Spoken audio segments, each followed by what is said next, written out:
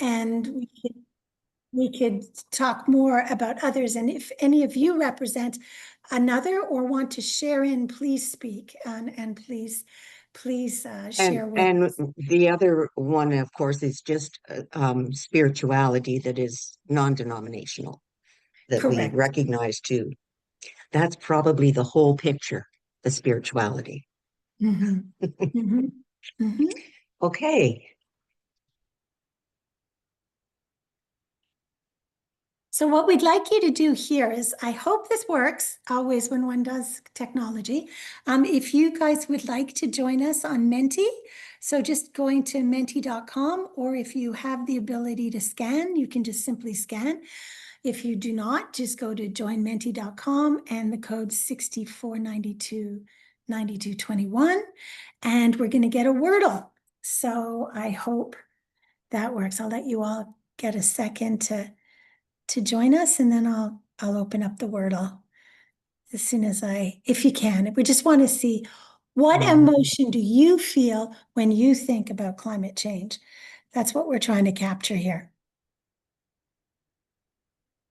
What emotion do you feel? 649292221. Oh, do I need to go back? Yeah. So there's some of our words popping up. 9221. Hopefully it's live. Hopefully more join us.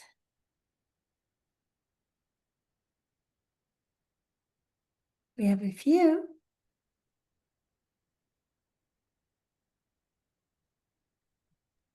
Right. I'm just slow with Google Lens.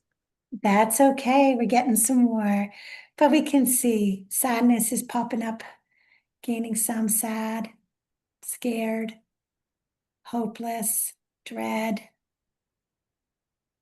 Yeah, they're pretty intense emotions. And this is a forum to allow you. I'm really sorry. I think there's a lot of pollen here. I'm having my voice sounds a mess. So there, as you can see, yeah. Small, insignificant. That's an interesting one. Yeah, perplexed, dread, uncertainty. They're all pretty intense and probably leaning on the side of more negative, anxious. Well, thank you. Thank you for sharing. Nancy, do you want to say anything about what you're seeing? Oh, okay. Oh, just a minute. I'm in the Menti. Wait till I get out. Okay. Oh, can you see the screen? Then you can kind of see what's been answered. Or the kind sadness pops up a bit bigger. So a couple of us have said that one. Yeah. Yeah, it's well, when we get to the client emotions, we're going to see that some are actually hopeful or positive, but I think it's a very small proportion of responses that tend to be positive, and we didn't have too much of that in this particular one. I'm going to shut this down so we go back to our presentation, but we just Okay. wanted to get a sense. Yeah. Well, and also just to give you an opportunity to, I would say, to speak it, but actually it was to write it, but in a sense to own the emotions and have them available to you. So we're going to do Climate 101, Climate Emotions 101. And we know that people are feeling climate emotions, but we tend not to talk about them. And so we often think that we're just the only ones that are feeling like this. And really, we do know that climate change actually affects everybody, everyone on Earth, so that everybody actually does have some emotions, although they're not accessible to everybody. Okay, so now we're going to look at this is a climate emotions wheel, and it was developed based on 14 actual published studies that looked at climate emotion. And you can see from this that there are, and these aren't all of the emotions. These are just, I think there's 27 there. And you'll notice in the center, there are the blocks for, there's a section for anger types of emotions, sadness types of emotions, the ones that you've identified on the Menti, fear kind of emotions. And then there's a block also on positivity. And one of the things about this is that the spokes are not to scale. They're all the same width or whatever. So probably if this was being done to scale, it would be, you would find a much smaller quadrant for the positivity. But it just shows that there are so many different kinds of different emotions that people can feel. Not just, we often hear about anxiety or grief, but there are all sorts of emotions. And they identified actually in a recent study that climate anger might be the most useful climate emotion, at least when it comes to spurring collective action. So that was just an interesting one. It doesn't often get much press. And the positive emotions are really easy to overlook. But we can have emotions like inspiration and empathy and hope. So there are different positive emotions that people can hold, and you can hold more than one emotion at the same time, or the emotion can come and go in waves. Okay, so then Nichols developed um, a process or a model on the 5 stages of climate feelings. And this I got to say is one of the messiest graphs I've ever seen, but but it serves the purpose, and in a way it removes it from being really clinical. It's just about feelings. And so we start with ignorance at the bottom and move into avoidance. Then there's doom. And then there's all the feels, and that's all that scraggly stuff. And then we end up having purpose. So the ignorance it's where we all started, that we didn't really know anything about it. And then we learned about the existence and the severity of the climate crisis. And so our ignorance got sort of chipped away, and then we probably moved to avoidance. We knew that the climate crisis was happening, and it's all over in the news, on media, and whatever. But we tended to sort of scroll past the headlines, and we weren't connecting the dots between the climate crisis and our own lives. So avoidance is a way to cope with feeling overwhelmed or anxious or uncomfortable, but avoidance gets to be uncomfortable in itself. And it takes a lot of energy to sort of live with the cognitive dissonance of what's going on and not acting on your knowledge and values. So then you might move on to doom. And that's when it becomes less uncomfortable to avoid it. And we um, we tend to sort of think that the cognitive dissonance has to end. And if we sort of sit at doom, we might actually go down the rabbit hole and feel scared and paralyzed, lonely, or hopeless. And in the article, they refer to this stage as rock bottom. And if we get stuck there, well, then we just live in despair, or we may be actually self-righteous and say that as a climate doomer, we can absolve ourselves from all of these uncomfortable feelings by saying it's too late, it's too big, nothing's ever going to happen. And you know, all of those kinds of things for climate denial. But then you can move into all the feels. And all the feels is a way to acknowledge and tolerate all these uncomfortable emotions like grief and anger. And these emotions are healthy responses to the climate crisis. Healthy responses. And we can practice ways to notice, to become aware of the feelings as they come and go. They don't like stay forever. They're just sort of come in waves. They come and go. And we can start to do things to make us feel good and build up our physical and mental health and build social connections. And the social connections is really key with all of the emotions. And you know the list. We can say we can exercise, spend time in nature, we can sleep well, we can eat healthy food, we can do mindfulness, we might do therapy, maybe music or journaling, wine and a little laughter and tears with our best friends, all of these kinds of things. And these kinds of things actually ground us in the present and they keep us resilient for the long run. And so we surf the waves of the climate emotions. And building and strengthening community is really important, and it lets you pick up others who are feeling discouraged, and they can actually also pick you up when you're feeling discouraged. And I just want to say one thing, just this Kate Marvel, I just got Kate Marvel's book that's called Human Nature, 9 Ways to Feel About Our Changing Planet. And she actually has 9 chapters in her book. And so she identifies, interesting, her list of emotions.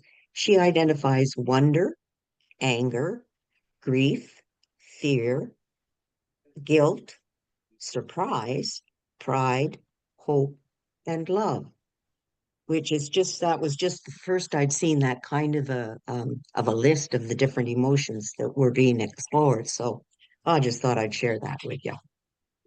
And then after all of the feelings, or along with all of the feelings, we can start to look at purpose.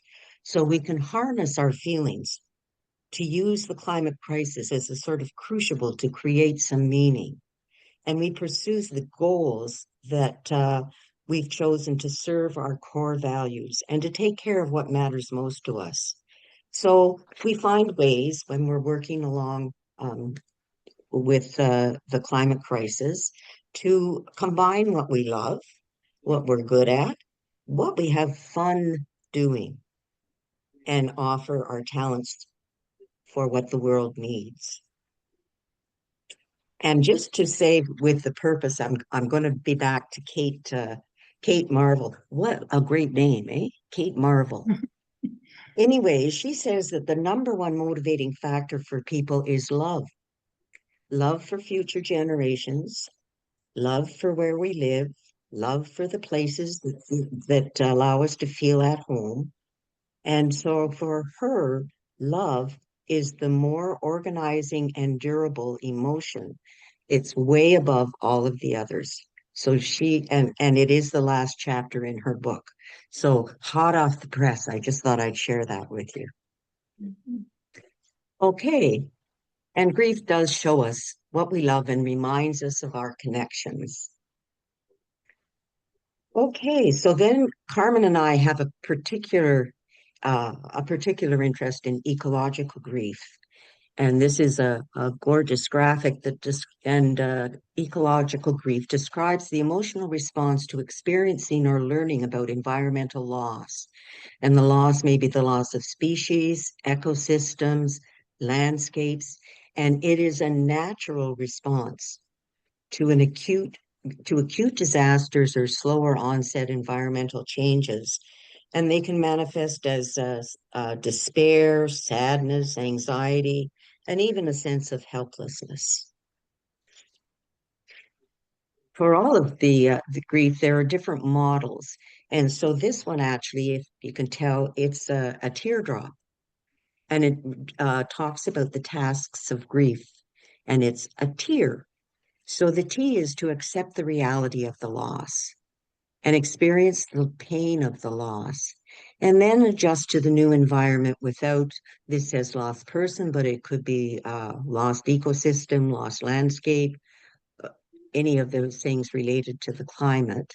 And then we reinvest in the new reality. So that was just one of the measures for the tasks of grief.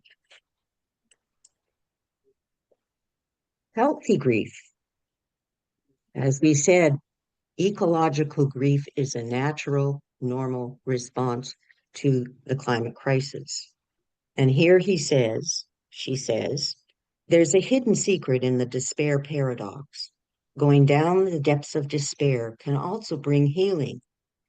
The more we let death in, even the threats of extinction, into our souls, the more we can appreciate the current vibrant vitality of life in its many forms. And we may be even transformed by it. So this is our love of the earth, and the earth is still beautiful for all of the problems that we are encountering. Okay, and now Carmen is going to But just before I flip over to this, Nancy is a mental health nurse and I'm a mental health nurse, and we can't stress enough healthy grief, and that it is healthy and we should be grieving the situation we have. Nancy and I had a offline conversation yesterday about the DSM that I think, if for any of you familiar with it, the sort of the Bible of diagnosis, and how, suddenly mental health experiences are claimed to be in disorder, a problem. And Nancy, do you want to share what you said? I thought it was pretty bright, pretty. Oh, geez, I can't remember what I said, but I Oh, did say that I have a concern that, well, we know in a sense that grief was appropriated by the DSM, and that is a concern, I think, to the community that works specifically in grief, because of course grief is a natural response. And people like David Kessler, who's a nurse who does grief counseling and whatever, says that when you're experiencing grief, the acute phase is actually 2 years. And so they've got in the DSM, it's something like 6 months. So it's disturbing. It's very disturbing when they take something. And with what's going on with the climate, if we aren't grieving about it, then maybe we do have a problem, because it's a natural reaction to what's going on in the world in terms of the climate and the environment and what have you. So my concern is that those DSM people might get hold of this and appropriate it and make it into something that's a pathology instead of a normal expected response to a situation. Mhm. And that's very much where we're coming from, that this is a healthy thing and we should be encouraging it and finding means and ways to grieve so that it gives us then the energy or the vibrant vitality to move forward, to transform and to change. Moving into the second part of the presentation, which is looking really at spirituality, which has always been one of the means of our cultural ways of dealing with grief. When somebody passes away, when there's a death, when there's a loss, when there's the celebration of life or anything, we have our spiritual paths that help us. And so we're looking at it this time to see spirituality as a means and a ways to also support us with our environmental grief, with our ecological grief, and how we can do that. So that's where our thinking went and where this presentation was birthed from.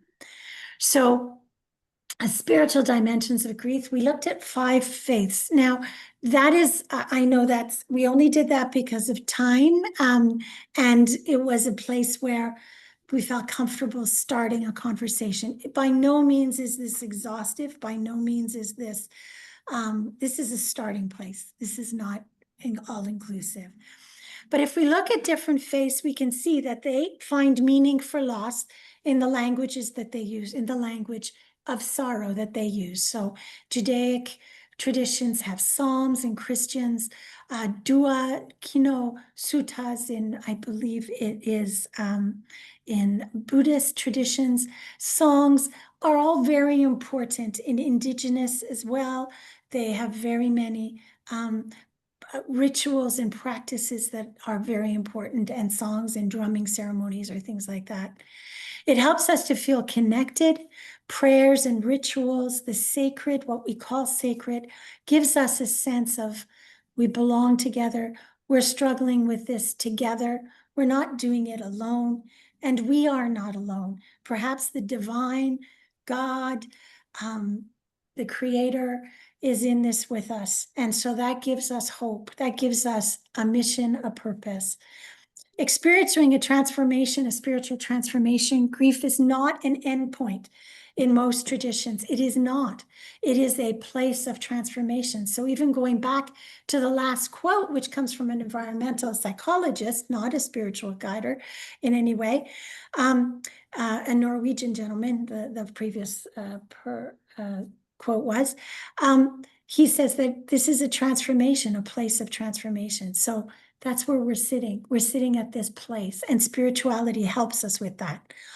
All faiths have lament traditions, and we'll walk you through that. And they do foster healing through this process and often give resilience, an essence of resilience, which are all fundamental to our mental health and well-being. I would say fundamental to the human existence. We tend to divide things in nursing, bio, psycho, social, spiritual, but this is all, it's all together. It gives us a connection to the earth, especially in the indigenous and Buddhist and Abrahamic traditions. So Islam, they have ways of eco-laments. They do have processes. In indigenous, there are many ways to celebrate nature, but also to lament and to be sad when things are lost. And it offers us a way to hold on to hope. When Nancy was talking about the cycle or the circle of emotions and the positive emotions, though they were few and only a small portion of that circle, hope is a significant one and a significant emotion that often the sad emotions or the darker emotions or the troubling emotions, the anxiety emotions, move us towards through that transition. I very much like this image. This comes from a Buddhist tradition, but I think it sums up basically and I'll walk you through it, but the spirituality is really what we're looking at here as a powerful communal coping strategy to address climate grief and give us hope and move us to action.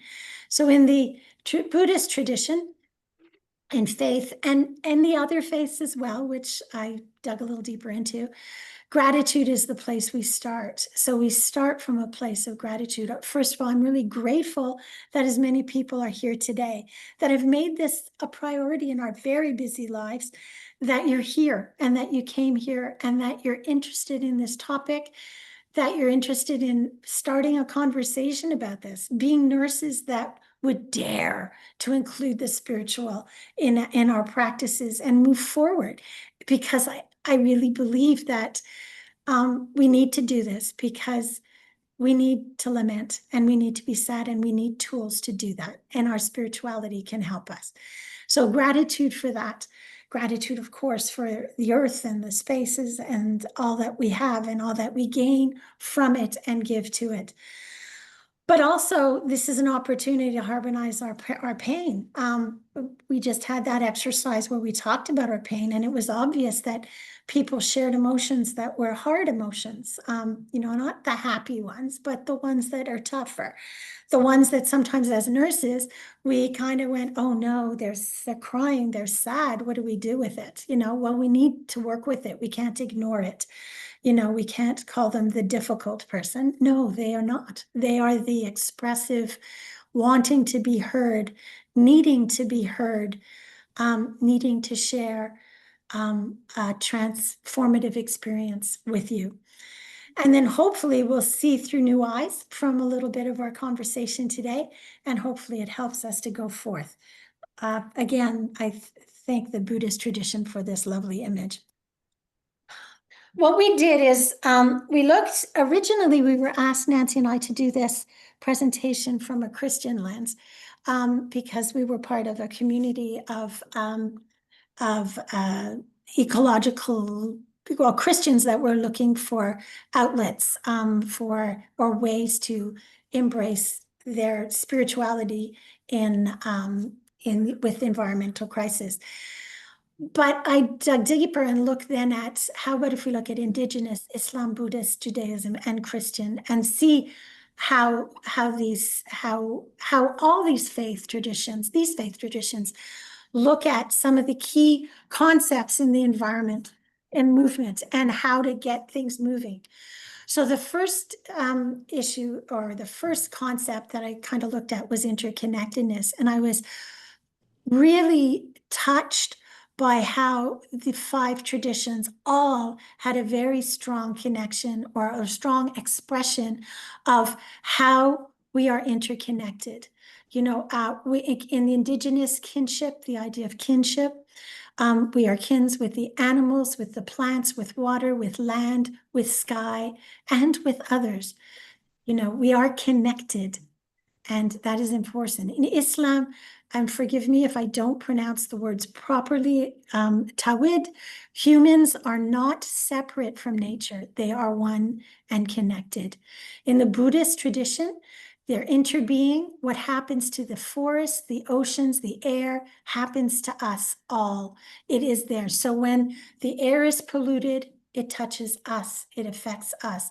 When the water is, it affects us. If we don't have and it is obvious, but I think it's incredible that all the traditions speak to this.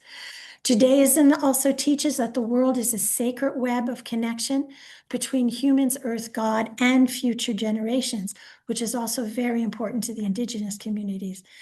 Christians say God saw all that he made and it was very good. So every tree, river, insect exists in divine relationship. So that is important for us to know, and perhaps we can find strength in other faiths and ways to communicate, to move forward in action using that Buddhist thought, because we use the same language. We have the same fundamental feeling, we have the same fundamental belief. Stewardship is another one that came out loud and strong. In Indigenous, the earth does not belong to us, but we belong to the earth. Getting the perspective right here is important in that faith. Islam, the earth is in trust. Humans are stewards of the earth, not owners. Misusing the earth is a betrayal of the sacred duty of taking care of the earth. Buddhist, although they don't talk about stewardship in the same way, they do have the idea in terms of compassion for all being, non-harming, and mindful living, simplicity, and contentment are central in these traditions, and therefore important. Judaism, humanity is formed from the Adamah, which was fascinating, a very similar word to Islam. I thought that was interesting, and changed and charged with its care. So we came from the earth and we are charged with its care. And in the Christian tradition, which is Judaic in its foundation, so therefore quotes the same Genesis, we are called to be stewards of the earth. The Lord God took the human and placed him in the Garden of Eden to tend and watch over it.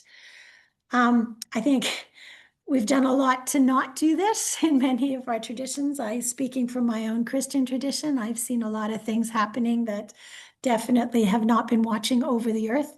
But again, if we're looking for common language and a place where we can begin our lament, where we can begin that work of grief, we have common language across traditions. We have that across faith, across our spiritual past. The earth as sacred also came across as something that all 5 traditions spoke to. Indigenous, when the land is harmed, spiritual harm occurs. They go together. One is not separate from the other. Nature in Islam is filled with ayat, divine signs that reveal God's power, mercy, and wisdom. So seeing that in nature, this is God's sacred place. Buddhist, the earth provides without demanding. In return, we do not take, more than we need. We respect resources and are mindful of our consumption. Judaism, the earth is the Lord's and all that it is. That's in Psalms. And then the earth is not ours to dominate, but a sacred trust. Do not destroy the earth. Sacred writings forbid needless destruction. And in Christians, I think we have seen human exploitation, greed, pride, indifference, but it is seen as a sin. It is not seen as something that we should be proud of. It's something we should be ashamed of and seek forgiveness for. So sacredness of the earth is important across there. Balance, interesting enough, balance is important in many traditions, but I didn't get concrete in this study. We'll have to look deeper because I'm sure it's there in the indigenous and in the Buddhist tradition and in the Christian, but it definitely came out loud and strong in Islam and in Judaism, which is also, again, the Christian fundamental idea also of a Sabbath. But in Judaism, they have a very strong sense of Sabbath, and that just like there has to be a Sabbath in the week where we rest and we get our balance, there is also a Jubilee, a Sabbath in the year of the or of the land. Every 7th year, the land needs to be let to go. What do we call that? When you don't work it, you just let it go fallow. You let it go fallow, and that's really important. And so there is this sense of balance, and that nature has balance, and we need to respect it and not abuse it. Suffering also comes across all 5 traditions. In the indigenous, suffering comes out strongly in terms of colonization, and that the environment have been colonization and environmental destruction are linked. What has been done through colonization has destroyed lands, has destroyed places. We did a land acknowledgement. We in Canada are trying with our calls to action to do something, but the truth is it has happened and it has been severe, and what has been happening to people and their lands as a result of colonization. Islam also speaks to climate grief in the sense that it exists, but it is not the end point. It is a deeper connection with God's justice, action, and prayer. So it brings us to that. So there is suffering, but it is not an end point, much like that idea about grief earlier that we talked about. Suffering in the Buddhist tradition, a fundamental truth of life. Climate grief is part of this suffering. We are to recognize, understand, and embrace it with compassion. So as we walk through this with others, and from the Buddhist perspective, we come with compassion. We see the loss that parts of the world are experiencing, that people in those parts of that world, that people in our own cities.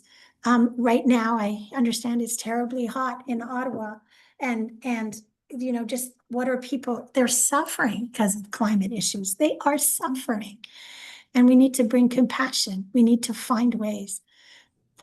Judaism, while grief is acknowledged, Judaism insists on hope and responsibility being the outcome of it. So grief, there is suffering, but we need to be responsible for what we've done, and therefore move forward in hope and change it. We need to change things. In the Christian, Jesus deeply connected with the land. He used natural metaphors. His life models God's healing. His life model was God's healing of brokenness. The quote that's often said is John 3, verse 16. But it is important to know that it says, for he so loved the world. Sometimes it gets interpreted as just humans, but it is not that. It is the cosmos, not just people. He so loved the world. Hope comes across in several traditions. You can see that in Indigenous teachings, elders teaching the root of climate grief is wisdom, not despair. So don't stay in despair, but learn from this, move forward. It gains wisdom. Buddhist, cultivating a peace in oneself is the foundation for action. Finding self-care, those tools that we need to do to move forward so that we don't stay in despair, but we move forward. In Judaism, Tikkun Olam, repairing the world, invites us to become partners in restoring wholeness. So they also have this hope element. And in Christianity, we have the promise of resurrection. So even in death, there is new life is possible. So again, there is hope. So we do all speak to something there that I think we need to hold on to when we're dealing with climate grief. And action, all of the traditions, the Mazer traditions, have calls to action and have done things. And there are places that we can either find our connection with the same faith groups or see it ecumenically across, because I think that's really very important. So there are indigenous, the Winona Lake and Land Justice Food Security, the huge action group, Idle No More, which we've heard about before already as well, Indigenous Climate Action, a grassroots environmental justice group. The Islam also has the Islamic call to climate action. Buddhists also have be present with your sorrow, channel grief into peaceful, compassionate action models and ways to do that. And then, as I said before, this idea of tikkun is very important in Judaism. And then the Christians as well. We have calls to hope and action that we also, there's Pope Francis's Laudate Si is a huge statement about that, we have to take the climate and seriously the issues of climate change, and we have to act. And we have to do it because it's imperative from our faith perspective. It's not on the sidelines, something we do. So that was a lot of information. Does anybody want to breathe through that? Does anybody have a comment? I know that was a lot, but I really wanted to bring home that there's a lot that we have in common. We're not separate. Does anyone have a thought or a comment before we move to the next slide?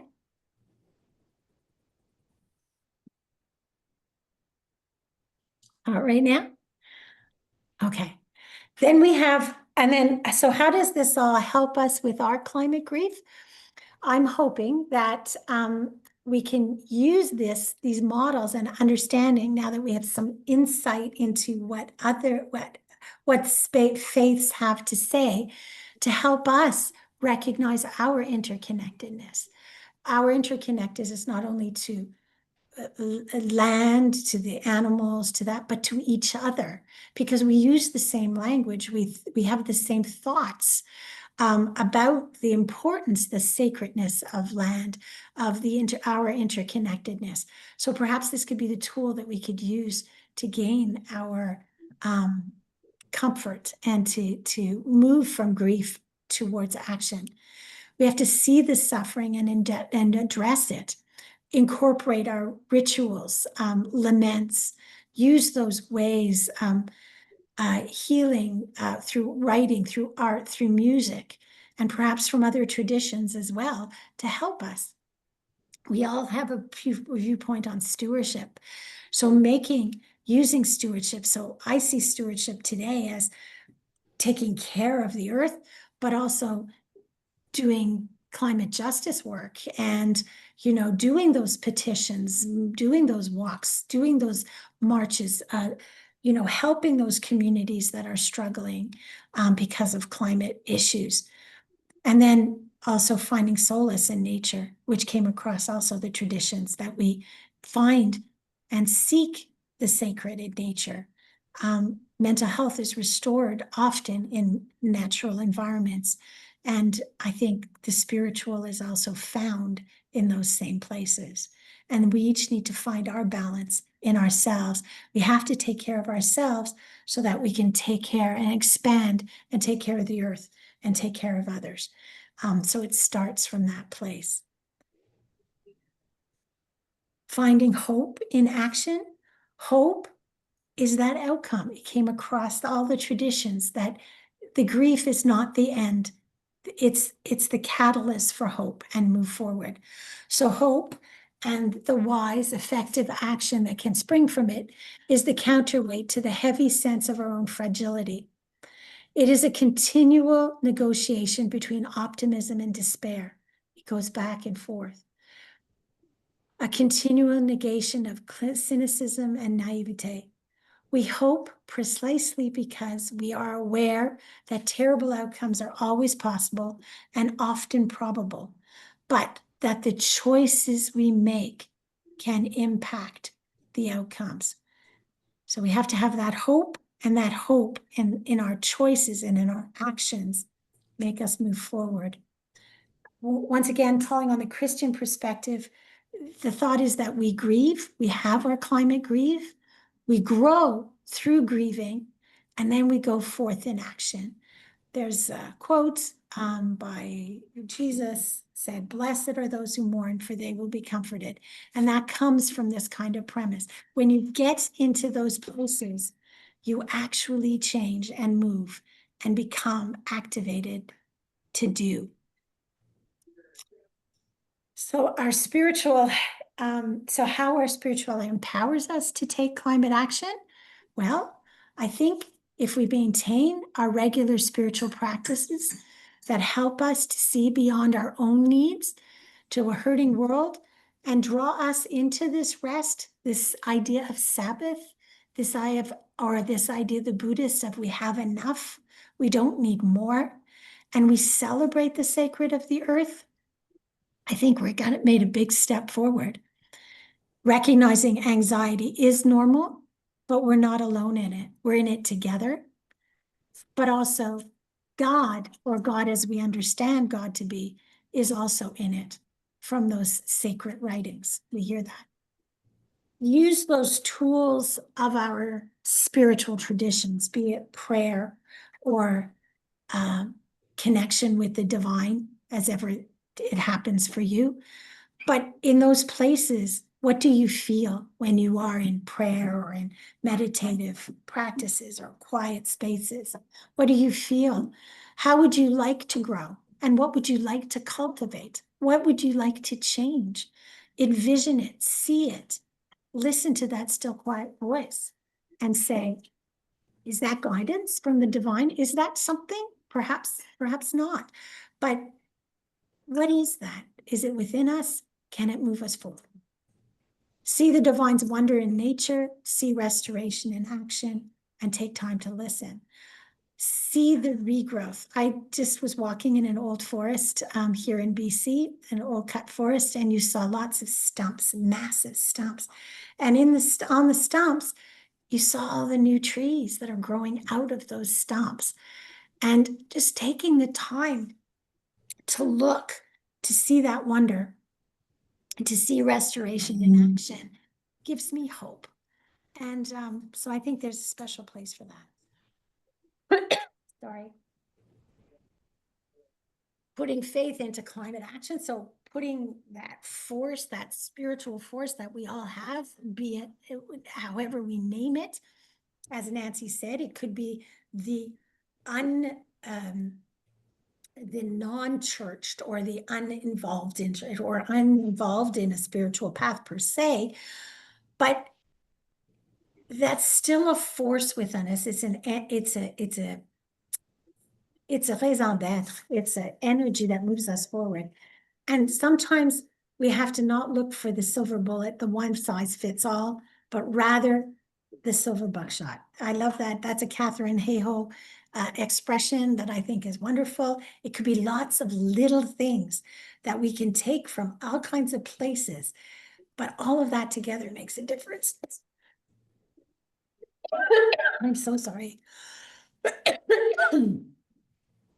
I might not be able to finish this. Sorry. Nancy, are you comfortable reading the last few points, please? Well, sure, I can just, so some of the things that we can do are things like for ourselves, is to take a break from the news and instead focus on our lives and our communities and where we are in time and space. And this is actually often recommended for people who feel just totally overwhelmed by all of the news. In a sense, they feel like they have to keep listening because they have to know every little thing, but to suggest that they actually take a break. There's nothing that's going to happen that you need to be right on. Take a break. And then you can also recognize that we have more agency than we think. We're here at this time in history for a reason. And we can find our places where we decide what the action will be for each person. And it will vary by person what their action will be. And then we have gifts. We all have gifts that we can bring to the world to contribute to this ongoing journey as we journey through the climate crisis. And oftentimes we also need to forgive ourselves and in order to be able to forgive others for what they have done. And, when we think back that, well, maybe we were using way more plastic than we should have, or those kinds of things, or, maybe we should have been eating non-meat, uh, or we shouldn't be driving our cars or whatever. We have to go around and find ways that we're going to contribute and forgive ourselves for any of those things that we may have been doing that, so that we can forgive others. And finally, we really need to express gratitude. The earth is still beautiful. And we need to, for all of the uncomfortable and sort of nasty kinds of things in the world that are being done that we disagree with or that cause us grief, we can still look out and see the beauty of nature. Our world is beautiful still.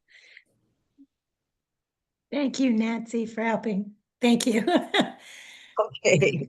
And I just had a good teaspoon of honey, which usually helps. So let's hope. Um, foster hope, celebrate the positives as well. Look for positive news. There's the Daily Climate. Catherine Gale again, her work. She gives us positive news. She does give us negative news too. Like she gives us both. Like she is a scientist. She doesn't paint it all pretty, but she always starts her weekly blog with good things that are happening, just to help us. Operation Noah is another one. It's telling us what are the good climate initiatives that are going on around the world. And then again, as I spoke before about, when we're moving forward on actually getting the power of the spiritual communities to move on this issue. We know that 4 out of 5 people globally want stronger action on the environment. That's a lot of people. And a lot of people can make a big difference. Renewable energy growth has outpaced fossil fuels, though here in Canada, especially, we are always hearing about, sort of the gas and oil, but in the worldwide, it's actually that renewable energies are outpacing. Deforestation, we do hear about it in the Amazon, but actually it's less today than it was in the last 5 years. So there's hope in that story. The first carbon tax on agriculture, a step towards forward to change the way we eat, is also being discussed to move forward so that less processed, more natural. Nature is now officially a musician. I think that's an interesting one, and earning royalties. So what we're talking about here is that there are records out now of nature sounds, because many of these sounds we're not hearing anymore, which is so sad, but they're gaining royalties to protect them so that they will indeed have a chance in some way. Right? So that's one way. So hope in action. And so this is where we wanted to get you guys talking a little bit and ask the question, what does hope mean for our community, for the Ontario Nurses for the Environment? And what gifts do we have as each of us individually or as a group to facilitate action and to claim perhaps our spirituality and our faith and put it into agency? So I'd love to open the floor now, and I'd love it if maybe people would maybe think about it or any comment you have about what we've said.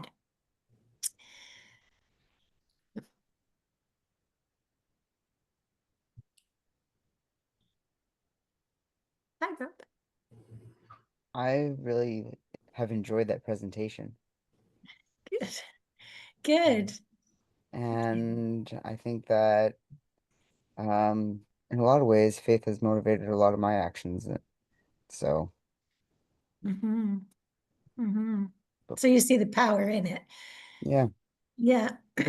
Sometimes it makes us get up to do those other things that we don't really want to do, but we kind of say, I better do it. exactly. Yeah, I hear you. I hear you. Yeah. There's a bigger picture beyond me that makes me do it. Yeah. Yeah. So I guess I'm inviting the Ontario Nurses for the Environment to include this as part of their mandates or things too, to have a space for it too in their actions. And I found a closing interfaith prayer actually, and I'm wondering if we'd be willing to say it together, because it's just, again, it is not necessarily one faith or a faith per se, but it does speak to all of those elements that were shared in the presentation. So can I encourage people to participate in any way? Is it okay if we leave mics off, or do you want mics on? No, whatever. You can have mics off. That's fine. That's fine. To the divine, we have gathered today, hearts heavy with grief. As we witness the devastation of our planet, we lament the loss of species, the suffering of communities, and the looming threat to future generations. Grant us the strength to face this reality, the wisdom to understand our role, and the courage, The courage to act. May our actions be guided by compassion, justice, and a deep and a reverence deep reverence for all of creation. Help us to find hope in the midst of despair. And may our prayers be a catalyst for healing and transformation. Amen. So thank you. Thanks for sharing in this. And I hope it's just been a seed for conversation and a place to start that we can go forth and grow. Thank you all. Does anybody have any questions?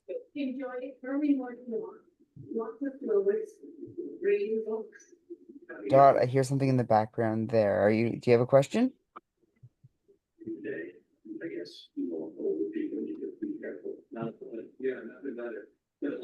Dot, did you have a question?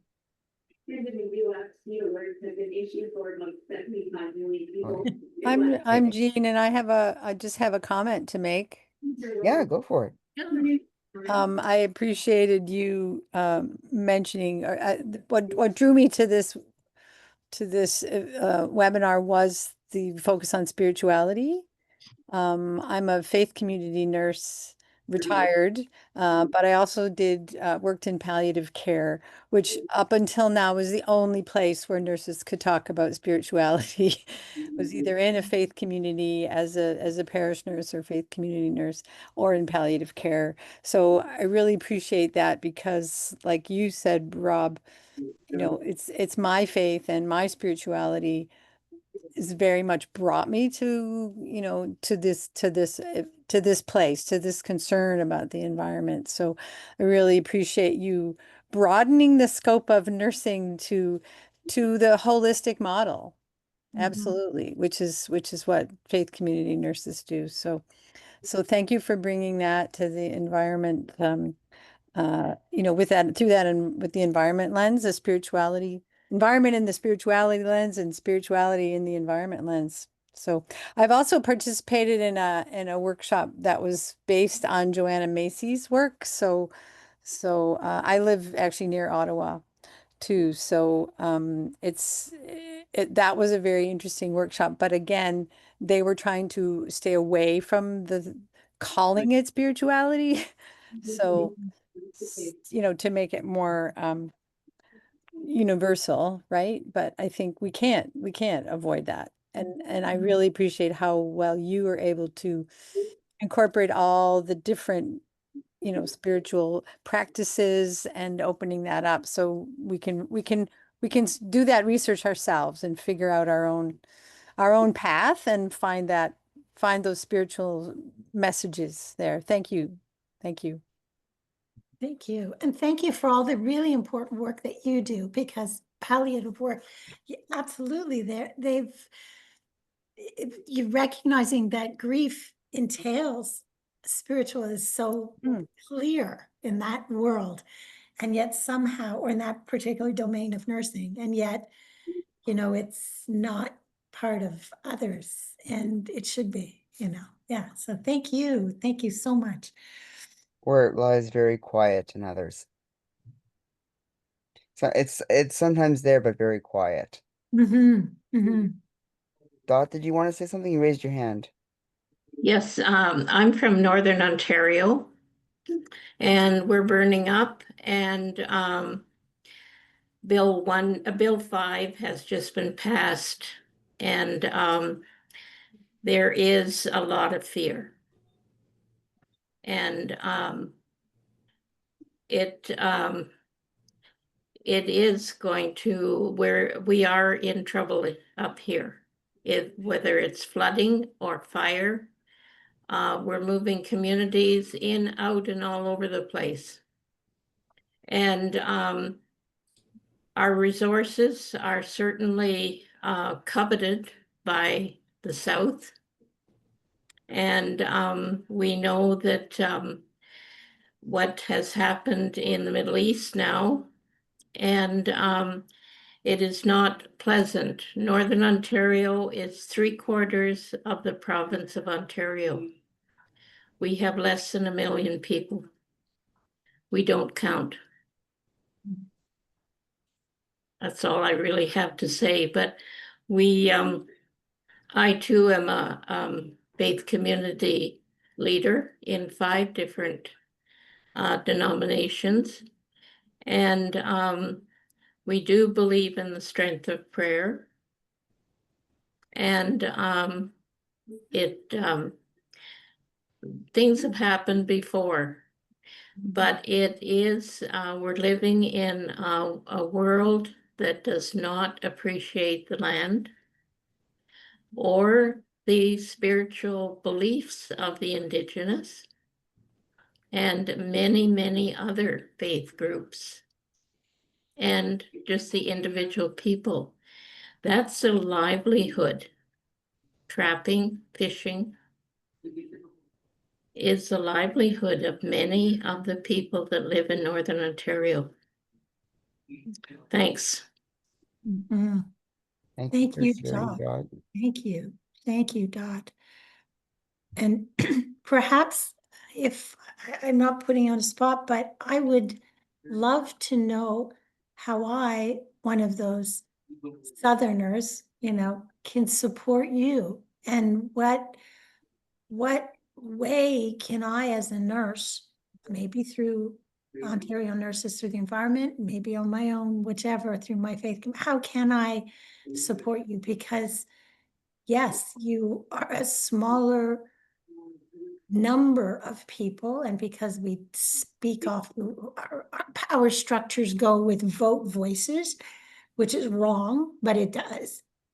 And therefore, your voices, and yet your important role and responsibility, the work that and the understanding you have of the land and stuff, is the only thing that's going to protect it, and we know that. I mean, the Indigenous voice is all that's going to save us, you know, I think, because the Well, Southerners I won't. do believe that the education in the schools to the Mhm. children, because most of them have been raised to understand or to want pretty things. Mhm. And I have 7 grandchildren, and I have an oak tree that is in the middle of a big one, in the middle of my front deck. And they all say, cut that down. That should not be there. And I said, well, it was there before the deck. Mhm. But there's so many things, and they don't know where potatoes come from except the store, where anything comes from except the store. And so it is what it is. And I think the indigenous belief in the following the wisdom of the elders is important, but we've got to get it into the school systems Mhm. because it is, they follow the culture. Our culture right now is control and take what you can from the land. And who cares whether you throw garbage on it or what you do with it? You take and leave. And we've seen it over and over again. I've been to the Northwest Territories. I know what that's done. I've been all over Canada. And you see the devastation of that attitude of take, take, take. So I think that's where we have to, but that is incorporated into the education, to the determination that the earth is worthy, because it's seen as dirt Mm. in the sense of dirt. Mhm. It's a powerful image. Thank you. Thank you very much, Dot. Thank you. I'm trying to find it, but there was a quote that seems, here it is. It's but from Baba Diem, and it's, in the end we will only conserve what we love, we will only love what we understand, we will only understand what we are taught. Mhm. Is there anybody, we're gonna have to move on to the next part of the business part, but before we move on, is there anybody else who would like to say anything?